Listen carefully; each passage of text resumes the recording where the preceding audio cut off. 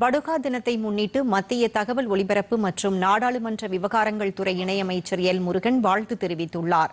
இதுகுறித்து அவர் வெளியிட்டுள்ள எக்ஸ் தள பதிவில், நீலகிரி மாவட்ட பகுதிகளில் பெரும்பான்மையாக வசித்து வரும் படுகர் இன மக்களுக்கு அவர்கள் விமரிசையாக கொண்டாடுகின்ற படுகா தின வாழ்த்துக்களை தெரிவிப்பதாக கூறியுள்ளார். ஆன்மீகம், மொழி, பண்பாடு, கலாச்சார ரீதியாக வாழ்கின்ற மக்கள் தங்களது அன்பார்ந்த பண்போடு தொடர்ந்து சமூகத்தில் ஆரோக்கியமாக வாழ்ந்திட வேண்டி வாழ்த்துவதாகவும் இணையமைச்சர் எல் முருகன் கூறியுள்ளார்.